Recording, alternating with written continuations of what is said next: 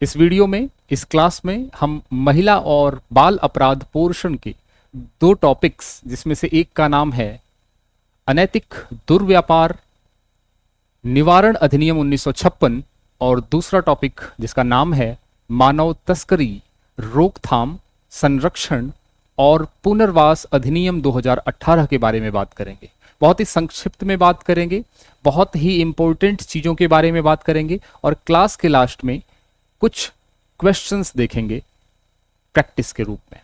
लेकिन उससे पहले मैं आपको बताऊं कि हमने महिला एवं बाल अपराध पोर्शन में जितने भी प्रीवियस ईयर क्वेश्चंस पूछे गए हैं या बन सकते हैं आने वाली परीक्षाओं में, प्रैक्टिस क्वेश्चंस हमने अपलोड कर दिए हैं एप्लीकेशन पे और जाके आप देख सकते हैं एप्लीकेशन पे, जिसका लिंक वीडियो के नीचे डिस्क्रिप्शन में है और फ्री ऑफ कॉस्ट है।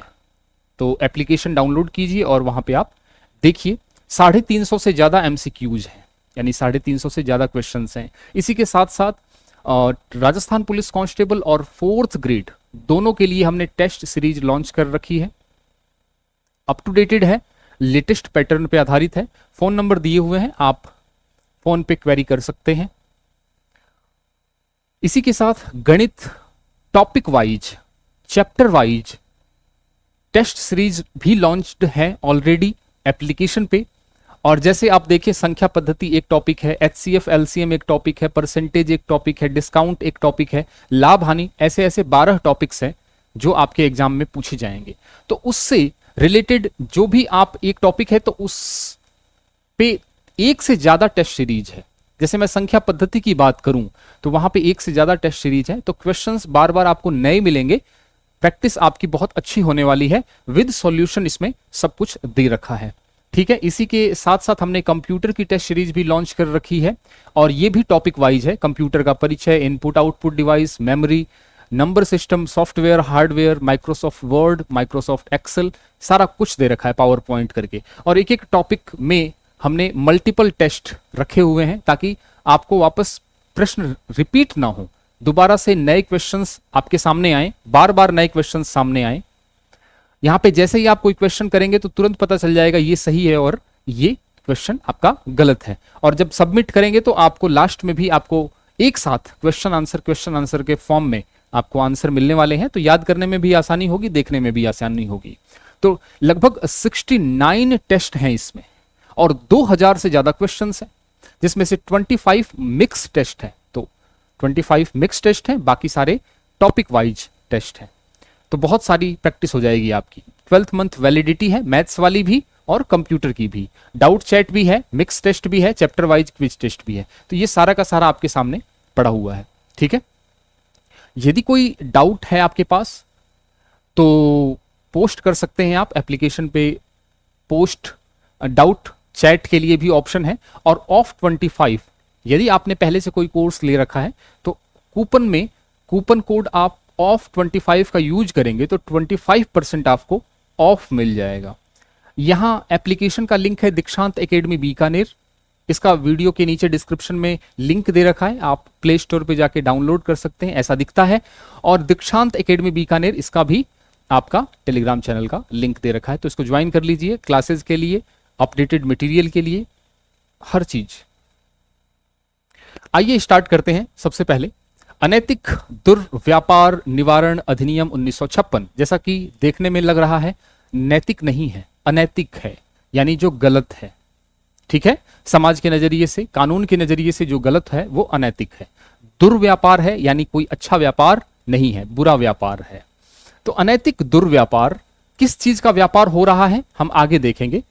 ठीक है, निवारण अधिनियम, उसको रोकना है 1956। इसको इंग्लिश में कहते हैं हम इमोरटल ट्रैफिक प्रिवेंशन एक्ट 1956। ठीक, आईटीपीए, इसको शॉर्ट फॉर्म में बोलते हैं आईटीपीए, इटपा, आईटीपीए 1956। अब अगला जो सवाल आता है कि कब पारित हुआ था। हर बार हम ये देखते हैं कि कोई अधिनियम कब पारित हुआ था, कब लागू हुआ था। तो यहां पे हम बात करें कि आईटीपीए कब लागू हुआ था, तो ये 30 दिसंबर 1956 को ही पारित हुआ था और उसी दिन को ही लागू हो गया था। तो दोबारा से मेरे साथ बोलेंगे, 30 दिसंबर 1956 को पारित भी हुआ था, लागू भी हो गया था। पारित होना अलग चीज होती है, लागू, पारित मतलब संसद से पारित और लागू मतलब जब पूरा कानून बन के जब लागू होता है तो इसका अन्य नाम मान लो पेपर में अन्य नाम के रूप में पूछ ले कि अन्य नाम क्या है इसका, तो अन्य नाम में क्या हो जाएगा इसका, देह व्यापार निषेध अधिनियम 1956। तो इस नाम से भी पेपर में आ सकता है, तो थोड़ा सा ध्यान रखेंगे। देह व्यापार, तो मैंने बोला ना कि व्यापार किसका है, दुर्व्यापार, देह का व्यापार। तो देह का व्यापार क्या है, प्रोस्टिट्यूशन, वेश्यावृत्ति, तो ये दुर्व्यापार की श्रेणी में आता है। 1986 में संशोधन हुआ था, 1986 में संशोधन होके इसका नाम ऐसा पड़ गया, अनैतिक दुर्व्यापार निवारण अधिनियम इसका नाम। लेकिन 1986 में जब संशोधन हुआ तो उससे पहले उस अधिनियम का नाम क्या था, 1986 में संशोधन होने से पहले इसका नाम था महिलाओं और लड़कियों का अनैतिक व्यापार दमन अधिनियम 1956। महिलाओं और लड़कियों का अनैतिक व्यापार दमन अधिनियम 1956, तो ये आपके इसका नाम था। फिर 1986 में इसमें संशोधन हुआ और इसका नाम बदल के ये हो गया। तो पेपर में पूछ लेगा कि इससे पहले इसका नाम क्या था, तो ये था आपका महिलाओं और लड़कियों का अनैतिक व्यापार दमन अधिनियम 1956। कुल धाराएं इसमें 25 हैं और उद्देश्य क्या है, एज यूजुअल आप देख सकते हैं इसमें क्या होगा, अनैतिक व्यापार से बचना, देह व्यापार, वुमन एंड चाइल्ड यानी बच्चों को बचाना और औरतों को भी बचाना इसमें, ठीक है, और उनको पुनर्वास करना। पुनर्वास का मतलब होता है, पुनर का मतलब दोबारा, वास का मतलब रहने देना। यानी इस प्रकार के लोग, महिलाएं और बच्चे जो पीड़ित हैं, जो वेश्यावृत्ति में शामिल हैं, उनको वापस से मुख्य धारा में लेके आना, उनको वापस समाज में जोड़ना, उनकी गई जो इज्जत है या जो भी समाज की जो नजर होती है उनको देखने का, उस नजर से बचा के उनको और वापस मुख्य धारा में जोड़ना, यानी उनको पुनर्वास करना, रिहैबिलिटेशन, ये इसका उद्देश्य है। क्लियर हो गई बात, आगे चलते हैं। धारा 2, इसमें धाराएं 25 हैं, लेकिन हर बार जो धारा 2 होती है किसी भी अधिनियम की, वो परिभाषा होती है। धारा 1 तो होता है नियम और विस्तार, उसका विस्तार कहां है, तो इस अधिनियम का विस्तार पूरे भारत में है, ठीक है, जम्मू कश्मीर के साथ शामिल करते हुए पूरे भारत में है अभी तो फिलहाल। धारा 2 क्या कहती है, परिभाषा, और परिभाषा जाननी बहुत जरूरी है क्योंकि यहीं से प्रश्न बन सकता है। बालक किसे कहते हैं, इस अधिनियम के तहत बालक किसे कहते हैं, तो 16 साल से जो कम उम्र का लड़का है उसे हम बालक कहते हैं। अवयस्क किसे कहते हैं, तो 16 साल से तो ज्यादा है लेकिन 18 से कम है, तो उसे हम अवयस्क की श्रेणी में डालते हैं। और वयस्क कौन है, जो 18 साल से अधिक का है। समझ में आ गई बात। तो यह ध्यान रखना कि धारा 2 में जो परिभाषा है बालक, अवयस्क और वयस्क की, वो उम्र ध्यान रख लेना। हर बार बालक की परिभाषा चेंज होती रहती है हर अधिनियम में, किसी में 18 है, किसी में 21 है, लेकिन इसमें बालक की परिभाषा 16 साल से कम है। इस धारा 2 में वेश्यालय की परिभाषा भी दे रखी है, जिसको इंग्लिश में कहते हैं ब्रॉथल, ठीक है। परिभाषा वेश्यालय की क्या दे रखी है कि वेश्यालय को हम किस प्रकार का स्थान को हम वेश्यालय के रूप में गिनेंगे। तो पहली तो बात ये, जहां पे लैंगिक शोषण या दुरुपयोग हो रहा है, जहां पे लैंगिक शोषण या दुरुपयोग हो रहा है, इस वीडियो को 1.5 की स्पीड से करके देखना एक बार, ठीक है। इसकी पीडीएफ मैं आपको एप्लीकेशन पे प्रोवाइड करा दूंगा, तो एप्लीकेशन पे जाके बहुत सिस्टमेटिक वे में सब कुछ वहां पे पड़ा हुआ है इसकी पीडीएफ। और लैंगिक शोषण और दुरुपयोग, एब्यूज जहां पे होता है, कौन करेगा, जो करने वाला है, और साथ ही साथ सामने भी तो कोई होगा, 2 या 2 से ज्यादा वेश्याएं, प्रोस्टिट्यूट्स, इस प्रकार का यदि कहीं सिनेरियो बन रहा है, अच्छा होगा कहां पे, ये तो व्यक्ति कौन करेगा और क्या होगा, लेकिन कहां होगा, जिसे हम ब्रोथल के नाम से जानेंगे, जिसे हम वेश्यालय के नाम से जानेंगे, तो वो कोई घर हो सकता है, घर का कमरा हो सकता है, घर का कोई हिस्सा हो सकता है, या कोई वाहन हो सकता है, यानी कोई गाड़ी हो सकती है, उसको भी हम कंसीडर करेंगे एज ए ब्रोथल यानी वेश्यालय के रूप में। समझ में आ गई बात। तो वेश्यालय किस प्रकार का परिभाषा है, बालक, अवयस्क, वयस्क, धारा 2 में परिभाषित है। आगे चलते हैं। ये मुख्य धाराएं, इतनी ही धाराएं हैं, इससे अलावा कोई धारा नहीं है इस अधिनियम में। तो एक साथ मैंने टेबल बना दिया है टेबल बनाने से ये फायदा होता है कि शॉर्ट नोट्स की तरह याद करने में आसानी होती है और बुक्स पढ़ने की जरूरत हमें नहीं होती। धारा 3 में देखो दो चीजों का जिक्र है। पहले चीज का जो जिक्र है वो है वेश्यालय के संचालन पर दंड, यानी जो वेश्यालय को संचालित करेगा उसको दंड मिलेगा। अच्छा, पहली बार पकड़ा जाएगा तो कितना दंड मिलेगा? 1 साल। कितना मिलेगा? 1 साल। ठीक है, 1 साल यानी कम से कम 1 साल और ज्यादा से ज्यादा 3 साल मिलेगा उसको। समझ में आ गई बात? चलो 1 मिनट में थोड़ा सा इसको बड़ा कर लूं, थोड़ा सा इसको बड़ा कर लेता हूं, आपको फायदा होगा। आइए, ठीक है, समझ में आ गई बात? तो पहली बार यदि पकड़ा गया तो 1 साल की सजा, कम से कम 1 साल, ज्यादा से ज्यादा 3 साल। उसी के साथ साथ 2000 रुपए का भी जुर्माना लगेगा उसको, 2000 रुपए का उसको जुर्माना लगने वाला है। दूसरी बार पकड़ा गया तो फिर इसका मतलब उसको आदत है, अब उसको आदत छुड़ाने के लिए ज्यादा देना पड़ेगा दंड। 2 साल से लेके 5 साल तक की सजा, कम से कम 2 साल, ज्यादा से ज्यादा 5 साल की सजा है। और इसमें आपका जो जुर्माना है वो 2000 का 2000 ही रुपया है। ठीक। धारा 3 में एक और चीज का जिक्र है कि वेश्यागृह हेतु मकान देने पर दंड, यानी जिसने मकान दिया है, किराए पे दिया है प्रोस्टिट्यूशन के लिए, उसको भी दंड मिलेगा। यानी आप यदि किसी को किराए पर मकान दे रहे हैं तो पता होना चाहिए कि उस कमरे में क्या चल रहा है, नहीं तो आप भी पकड़े जाएंगे। वेश्यागृह हेतु मकान देने पर दंड, यानी पहली बार पकड़ा गया तो 2 साल की जेल है, 2 साल की जेल है और 2000 रुपए तक का जुर्माना है। और दूसरी बार पकड़ा गया तो 5 साल तक की जेल और 5000 रुपए का जुर्माना है। समझ में आ रही है बात कि नहीं आ रही? तो मकान मालिक को ज्यादा कड़ाई से कानून जो है सजा दे रहा है। आगे चलते हैं। धारा 4 क्या कहती है?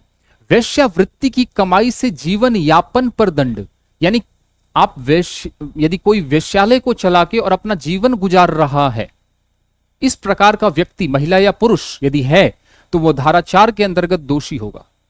अच्छा, जब मैं प्रोस्टिट्यूट बोल रहा हूं, वेश्या बोल रहा हूं, तो जरूरी नहीं है कि महिला ही वेश्या होगी, पुरुष भी होते हैं। ठीक है, जिगेलो बोलते हैं इनको। चलो, तो वेश्यावृत्ति की कमाई से जीवन यापन पर दंड, 18 साल से अधिक उम्र के लोगों को वेश्यावृत्ति के काम पर लगाकर खुद का पेट भरना तो 2 साल की जेल और 2000 रुपए का जुर्माना। और 18 साल से कम उम्र के लोगों को वेश्यावृत्ति पे काम लगाकर खुद का पेट भरना ज्यादा खतरनाक, 7 साल की सजा कम से कम और ज्यादा से ज्यादा 10 साल की सजा है।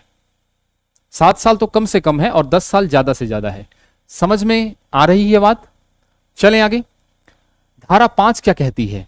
धारा 5 कहती है वेश्यावृत्ति के लिए किसी को प्रलोभन देना, किसी को लालच देना, पैसे का, पावर का, जैसा भी करके उत्प्रेरित करना, उसको दुष्प्रेरित करना, दुष्प्रेरित करना, उसके लिए आपको दंड का प्रावधान है।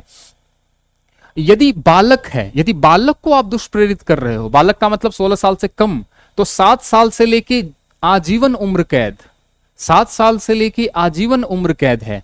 और अवयस्क का मतलब 16 से 18 के बीच में है तो 7 साल से उम्र कैद बराबर। यदि इच्छा से है, ठीक है, अब वयस्क की बात कर रहा हूं, वयस्क लोगों की, यदि वयस्क इच्छा से अपना काम कर रहा है, वयस्क की इच्छा से हो रहा है ये सब, तो 3 साल से 7 साल की जेल है। और बिना इच्छा के तो 7 साल से लाइफ इंप्रिजनमेंट यानी आजीवन कारावास है। ये सब क्या है? दुष्प्रेरण करना, किसी बालक को आपने उसके लिए प्रेरित किया तो 7 साल से लेके लाइफ इंप्रिजनमेंट। अवयस्क है तो 7 साल से उम्र कैद। इच्छा से है, वयस्क है और उसको इच्छा से करवा रहे हो तो 3 साल से 7 साल, आपको जो करवा रहा है उसको 3 साल से 7 साल। और बिना इच्छा के तो उस व्यक्ति को जो दुष्प्रेरित कर रहा है 7 साल से लेके आपके लाइफ इंप्रिजनमेंट। धारा 6 क्या कहती है? किसी को निरुद्ध करना, निरुद्ध का मतलब किसी को रोक देना, उसका रास्ता रोक लेना, उसको वहीं कैद कर लेना, वेश्यावृत्ति में ही उसको धकेल देना और उसको वेश्यावृत्ति से बाहर ना निकलने देना, उसी घर में उसको धकेल देना, उसको रोकना, वहीं पे डिटेन करना। धारा 6 कहती है कि ये अपने आप में क्या है? अपराध है। ठीक है, इसके लिए दंड का कोई लिखा हुआ नहीं है बुक्स में, तो अपने यही देख लेते हैं कि पूछा जाएगा किसी को निरुद्ध करना जहां वेश्यावृत्ति की जाती हो तो वहां पे कौन सी धारा है, तो धारा 6 के अंतर्गत वो दंडनीय है। धारा 8 क्या कहती है, वेश्यावृत्ति के लिए याचना करना, याचना का मतलब किसी से रिक्वेस्ट करना कि आप कर लो, आप कर लो, इस प्रकार की जो याचना है, रिक्वेस्ट है, वो धारा 8 के अंतर्गत मानी जाएगी और उसके लिए दंड का प्रावधान है 6 माह से लेके 1 साल तक और 500 रुपए का जुर्माना। तो मिनिमम 6 साल, 6 महीना और मैक्सिमम 1 साल, तो 6 माह से 1 साल। धारा 13 में क्या है,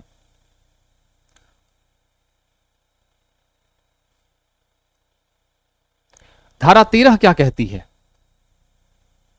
धारा 13 कहती है विशेष पुलिस अधिकारी की नियुक्ति होगी। धारा 13 कहती है विशेष पुलिस अधिकारी की नियुक्ति होगी और यह नियुक्ति कौन करेगा, राज्य सरकार करेगी। धारा 14 क्या कहती है, धारा 13(4) यानी 13 की एक उपधारा है 4 नंबर, वो क्या कहती है, एक और अधिकारी की जिक्र करती है और जिसे हम कहते हैं दुर्व्यापार पुलिस अधिकारी। दुर्व्यापार पुलिस अधिकारी यानी trafficking police officer, trafficking police officer. तो ये जो धारा 3(4) है, ये दुर्व्यापार पुलिस अधिकारी की नियुक्ति कौन करेगा, केंद्र सरकार। तो धारा 13 में विशेष पुलिस अधिकारी ये तो नियुक्त करेगी राज्य सरकार और धारा 13 के उपधारा 4 में दुर्व्यापार पुलिस अधिकारी जिसको हम ट्रैफिकिंग पुलिस ऑफिसर कहते हैं, ये करेगी नियुक्त केंद्र सरकार। तो 2 अधिकारियों की नियुक्ति है 13 और 13(4) में। धारा 14 जो है वो कहती है कि ये जो धारा है, ये जो अधिनियम है, संज्ञेय है, यानी पुलिस बिना वारंट के अरेस्ट कर सकती है। क्लियर हो गई बात, किस धारा के अंतर्गत, धारा 14 के अंतर्गत। धारा 21, धारा 21 क्या कहती है कि जो भी पकड़े गए हैं, है ना, प्रोस्टिट्यूशन में जो भी लड़के बच्चियां पकड़े गए हैं उनको रखा जाएगा एक जगह, पुलिस थाने में तो नहीं रखा जा सकता, तो उनको रखा जाएगा, उनकी देखभाल की जाएगी। उस घर का नाम है संरक्षा गृह, उसकी स्थापना करने का जिक्र धारा 21 में कहा गया है। समझ में आ गई बात। धारा 22 क और धारा 22 क, धारा 22 क और धारा 22 क का भी क, ठीक है, उपधारा की भी उपधारा। इसमें क्या है, धारा 22 क कहता है कि विशेष न्यायालय की स्थापना होगी और धारा 22 क कहता है विशेष न्यायालय की स्थापना होगी।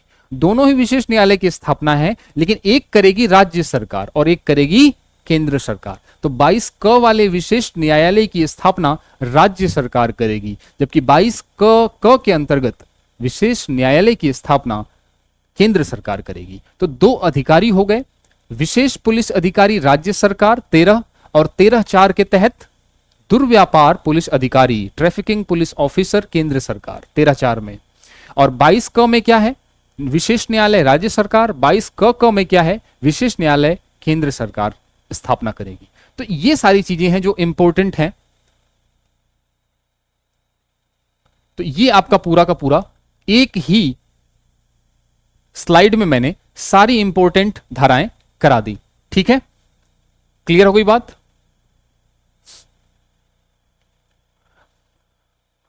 आईपीसी की धारा में एक अलग से टॉपिक लेके आऊंगा, लेकिन फिलहाल के लिए हम ये देख लेते हैं कि वेश्यावृत्ति के लिए आईपीसी के अंतर्गत कौन कौन सी धाराएं हैं, वेश्यावृत्ति रोकने के लिए कौन कौन सी धाराएं हैं आईपीसी की। वो तो अधिनियम की धारा थी, लेकिन आईपीसी जिसमें पुलिस धारा में दर्ज करती है, केस करती है आईपीसी की धारा में, तो वो आईपीसी की धाराएं कौन कौन सी हैं।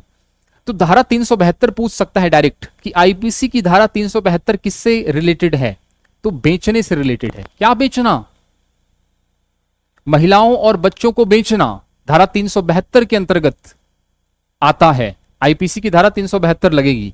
धारा 373 आईपीसी की धारा 373 महिला और बच्चों को खरीदना, क्योंकि जब कोई बेचेगा तो कोई खरीदेगा, तो खरीदना भी अपने आप में दंड है, गुनाह है, आईपीसी की धारा 373 कहती है। आईपीसी की धारा 292 कहती है अश्लीलता का व्यापार करना। अश्लीलता का व्यापार का मतलब है ना कि फिल्में, सीडी, कैसेट्स, इनका व्यापार करना, ये किसके अंतर्गत आएगा? 292 के अंतर्गत, आईपीसी की धारा 292 के अंतर्गत आएगा। इसी तरीके से आईपीसी की धारा 294 क्या कहेगी? सार्वजनिक स्थान पर अश्लीलता का प्रदर्शन, यानी 294 जो है वो कहती है कि सार्वजनिक स्थान पर अश्लीलता का प्रदर्शन नहीं हो सकता। ऐसे ही 366 के, अच्छा सार्वजनिक स्थान पता है ना क्या होता है? जैसे अस्पताल हो गया, कॉलेज हो गया, स्कूल हो गया, ये सब सार्वजनिक स्थल होते हैं, ठीक है, बस स्टैंड। 366 के क्या कहता है? आईपीसी की धारा 366 को क्या कहती है? 18 साल से कम उम्र की लड़की है, उसको बहला रहा है कोई या फुसला रहा है, किस चीज के लिए? सेक्सुअल इंटरकोर्स के लिए, ठीक है, तो सजा 10 साल की है। धारा 366 ख क्या कहती है? यदि 21 साल से कम उम्र की लड़की है और उसको विदेश से लाया जा रहा है, विदेश से लाया जा रहा है, 21 साल की कम उम्र की लड़की है, ठीक है, और उसके साथ और किस लिए लाया जा रहा है? गैर कानूनी सेक्स के लिए, तो 366 ख के अंतर्गत वो एक अपराध है आईपीसी के अंतर्गत, और इसमें भी आपको सजा 10 साल मिलेगी। मेरी बात समझ आ रही है कि नहीं आ रही? तो एक बार इसको देखें।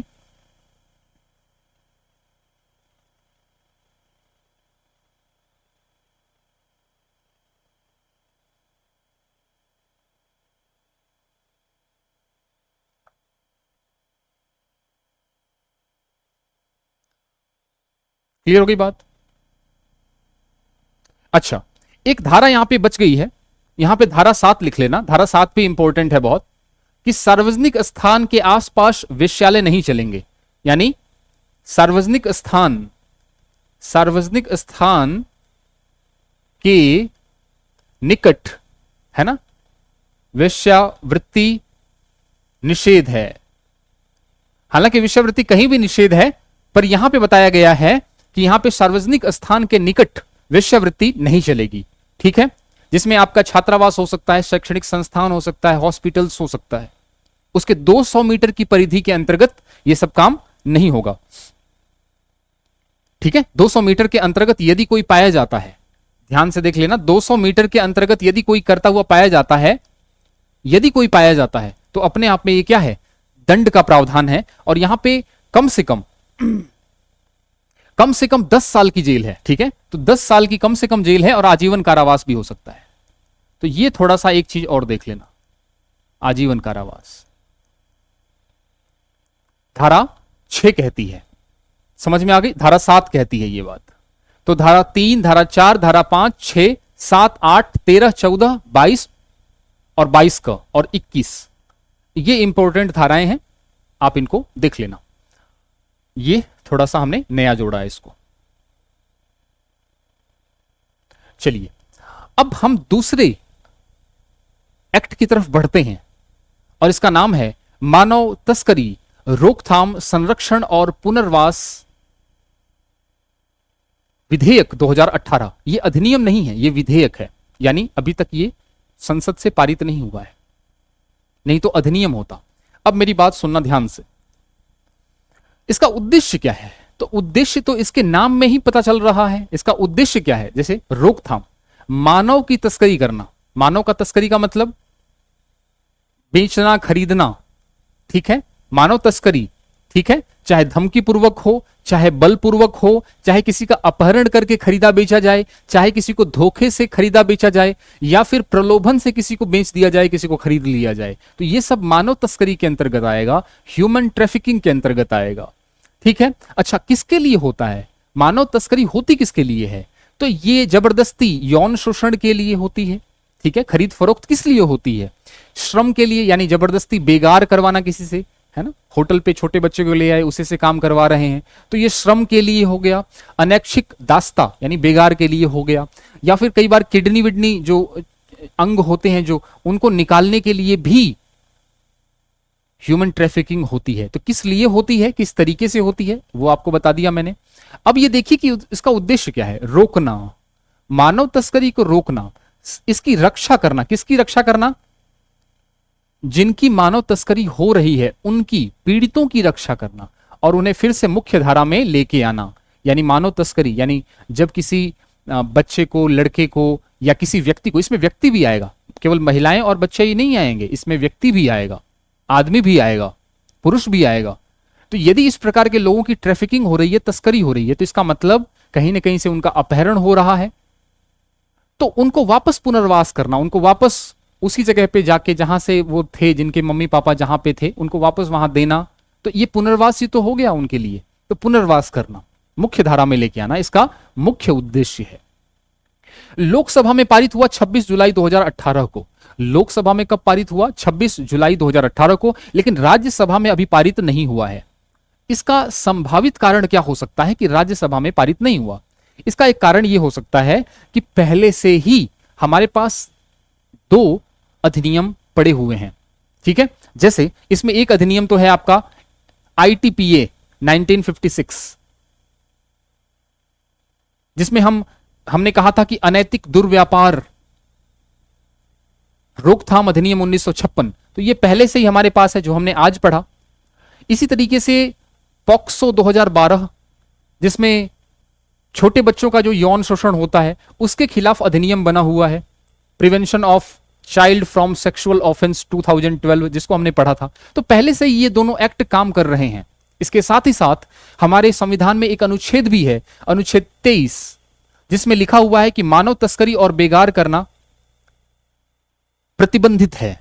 यानी सरकार को ये सब नहीं करने के लिए नियम कानून बनाने चाहिए। तो अनुच्छेद 23 में मानव तस्करी और बेगार पे प्रतिबंध लगाया हुआ है। फिलहाल के लिए यह अधिनियम अभी नहीं बना, लेकिन क्योंकि राज्यसभा में यह अटका हुआ है, लोकसभा में यह पारित हो चुका है। और बस इतनी सी बात है, इसमें ज्यादा कुछ इसमें कुछ था नहीं। ठीक, अब क्वेश्चंस की तरफ बढ़ते हैं, कुछ प्रश्नों को ले लेते हैं।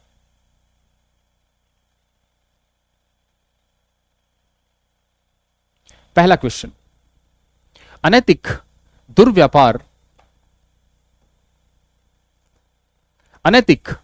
दुर्व्यापार निवारण अधिनियम 1956 की किस धारा के तहत सुरक्षात्मक गृहों की स्थापना की गई है? बताइए किसके तहत की गई है? अभी बताया था मैंने कि संरक्षा गृहों की स्थापना की गई है। ठीक है, तो धारा 21 के तहत की गई है। किसके तहत की गई है? धारा 21 के तहत की गई है। आगे चलें। अनैतिक व्यापार अधिनियम 1956 की धारा 3 के तहत कोई भी व्यक्ति जो वेश्यालय का मालिक है, प्रबंधन करता है ना, सजा मिलने पर जो कम से कम कितनी होगी, यानी कम से कम कितनी होगी, है ना, उससे कम नहीं होगी, कम से कम कितनी होगी बताओ? तो मैंने कहा था जो वेश्यालय का प्रबंधन करता है उसको कम से कम 1 साल की सजा मिलेगी। अभी बताया था मैंने आपको, देखो ध्यान से, धारा 3 में ही बताया था मैंने आपको, धारा 3 में ही बताया था कि कम से कम 1 साल पहले बार पकड़ा जाएगा तो, और ज्यादा से ज्यादा 3 साल, धारा 3 में।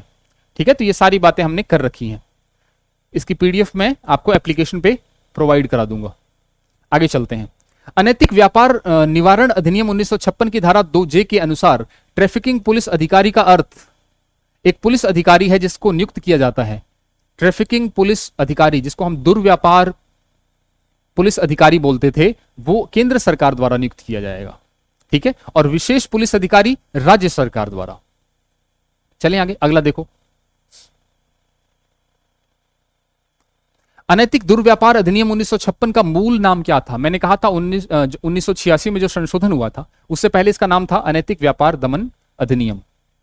महिलाओं और बालकों, इस प्रकार का नियम था। अनैतिक दुर्व्यापार अधिनियम 1956 का मुख्य उद्देश्य क्या था? महिलाओं और लड़कियों की तस्करी और वेश्यावृत्ति को रोकना। केवल बाल तस्करी को नहीं, B नंबर तस्करी। चलें आगे। अनैतिक दुर्व्यापार अधिनियम 1956 के तहत वेश्यावृत्ति की परिभाषा क्या है? आपको मैंने बताया था, है ना, व्यावसायिक उद्देश्य के लिए यौन गतिविधि। अनैतिक दुर्व्यापार अधिनियम 1956 के तहत वेश्यालय का क्या अर्थ है? जहां पे वेश्यावृत्ति का व्यवसाय चलता हो, उसके लिए ये कोई घर भी हो सकता है, घर का कोई हिस्सा भी हो सकता है, कोई कमरा भी हो सकता है, कोई वाहन भी हो सकता है। अनैतिक दुर्व्यापार अधिनियम 1956 के धारा 5 के तहत क्या संदर्भित करती है? धारा 5 क्या कहती है बताओ? धारा 5 मैंने बताया था, इसमें वेश्यावृत्ति के लिए व्यक्तियों की खरीद और प्रलोभन, जिसको मैंने दुष्प्रेरण बोला था, है ना, दुष्प्रेरण,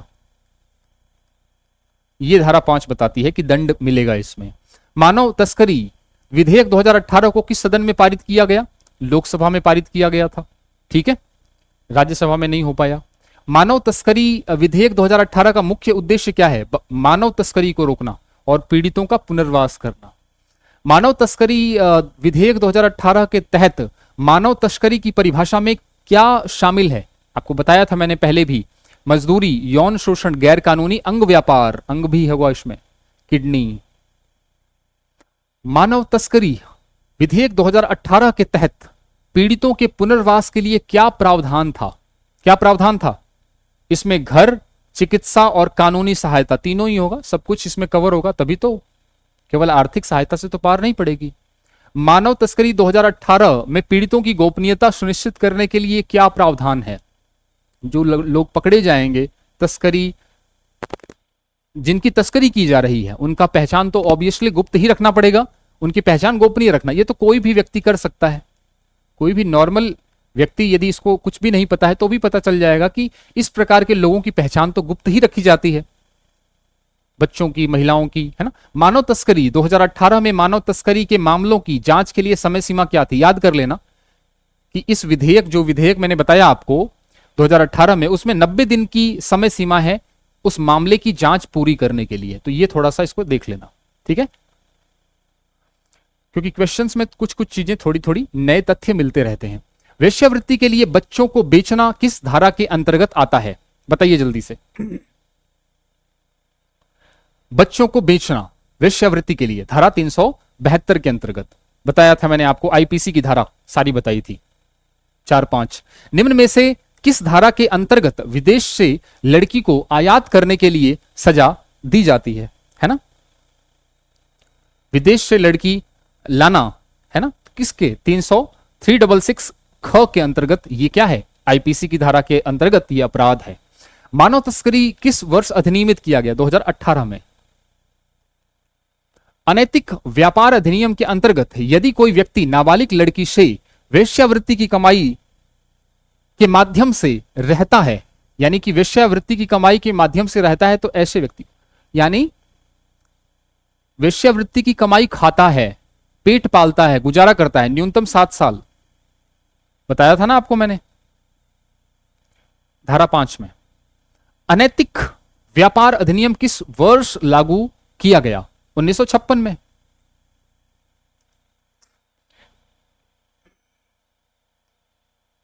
अनैतिक व्यापार अधिनियम 1956 के अंतर्गत अपराध कैसा है? तो अपराध है संज्ञेय। मैंने आपको बोला था पुलिस बिना वारंट की गिरफ्तार कर सकती है, ठीक है।